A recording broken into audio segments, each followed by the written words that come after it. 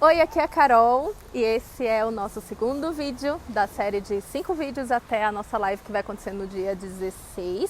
Se você está vendo esse vídeo depois da live, isso pode acontecer, existem universos paralelos dentro desse mundo digital. A gente gravou esses 5 vídeos para comemorar a nossa primeira passagem por Salvador no curso de Biothinking, que é um curso de aplicação da biomimética desde a introdução até a parte prática. E a gente fez 5 temas super especiais para explicar como que a biomimética pode ser introduzida dentro de vários setores. O primeiro vídeo foi sobre pequenas empresas e empresários e empreendedores, então pessoas que têm ali um pequeno negócio. E esse vídeo vai ser sobre líderes. Então o tema de liderança ele tem ganhado uma nova vertente, né? Nesse nosso século. O líder está sendo muito exigido.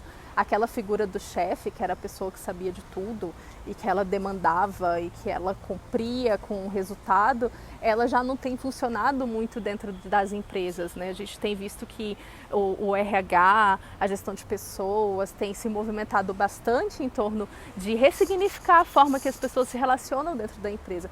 E uma delas é criar essa figura do líder, né, dessa pessoa que vai junto com a equipe, que empodera a equipe para a realização de atividades e que tem uma visão um pouco diferente dessa visão que só foca no resultado e na produtividade. E isso tem acontecido muito por conta, primeiro, desse contexto de mudança constante. Então não dá mais para a gente se valer que um processo ele vai acontecer da mesma maneira do início ao fim, como ele acontecia antes.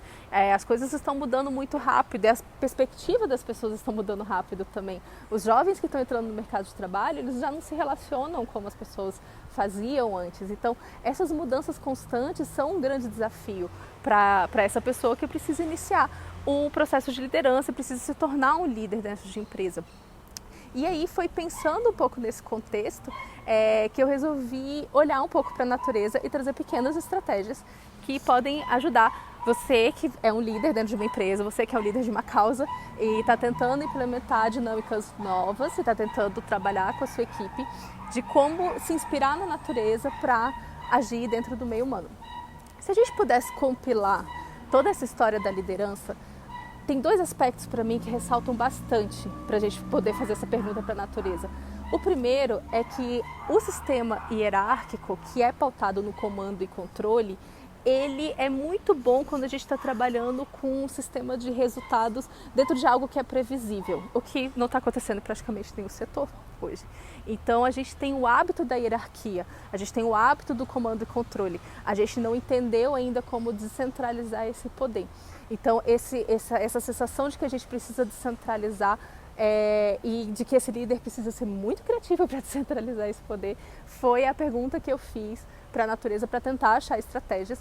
E uma grande estratégia que eu encontrei, que eu sou particularmente muito apaixonada, vem dos superorganismos, que é um termo usado dentro da biologia, que coloca seres que conseguem pensar em conjunto. São seres que criam como um macróbio, né? Então eles operam como uma coisa só.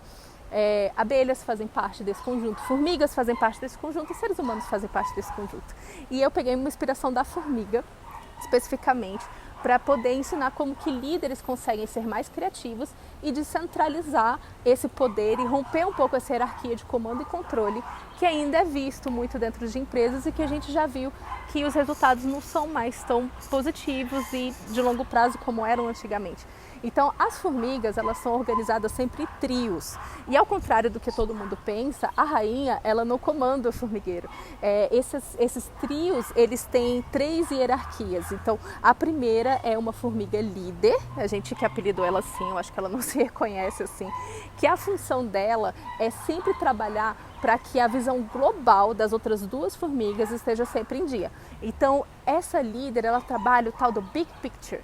Então, ela vai lá fora, ela vai para dentro do formigueiro e ela vai dialogando com essas 2 formigas que são bem especializadas nas áreas dela. Uma de fazer colheita e a outra de fazer manutenção do formigueiro. Essa formiga, que a gente chama de líder, ela tem características que esse líder hoje busca. Então, ela tem uma necessidade de se comunicar com todo mundo para ver o que está acontecendo, uma necessidade de ver o ambiente externo para que a atividade específica das outras duas formigas consiga ser desenvolvidas melhores. Ela tem uma função de resguardar a mensagem principal que acontece dentro daquele formigueiro, quase como que o propósito, eu diria, daquele formigueiro, e ela vai lembrando essas duas formigas constantemente, mas essa formiga, em momento nenhum, ela faz tomada de decisão. Toda tomada de decisão do que precisa acontecer quanto à atividade vai acontecer no âmbito das duas formigas especialistas. Então, como que eu resolvo a manutenção? Como que eu resolvo uma questão que apareceu ali? Como que eu resolvo um desentendimento? Essa formiga líder delega a decisão para as especialistas tomarem.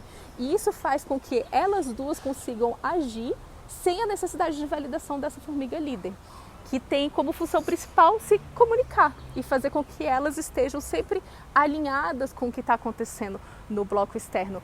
Quando elas têm esse alinhamento do contexto, elas conseguem ajustar suas ações, que são bem específicas, para que elas respondam aos resultados que o formigueiro inteiro precisa.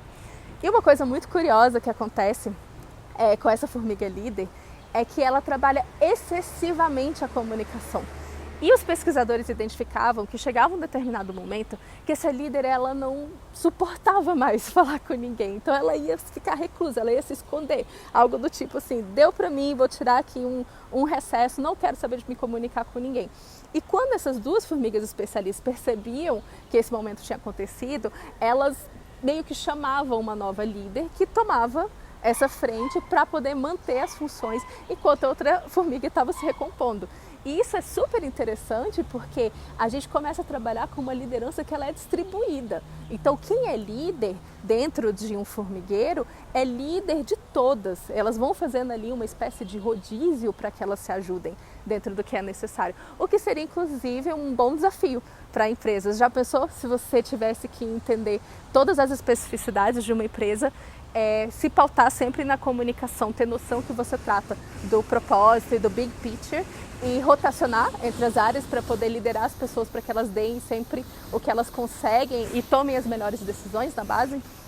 Seria um sistema de liderança muito interessante, né? Quem sabe a gente consegue implementar. Mais sobre superorganismos pode ser visto no livro do Teaming, que é da Temsin, é quase um trava-língua. Teaming, da Temsin, é um livro que você acha online, infelizmente somente em inglês, mas lá tem várias estratégias de superorganismos que podem ajudar a gente em sistemas de liderança.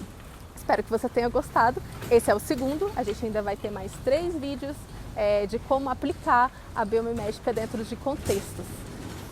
Tchau, tchau!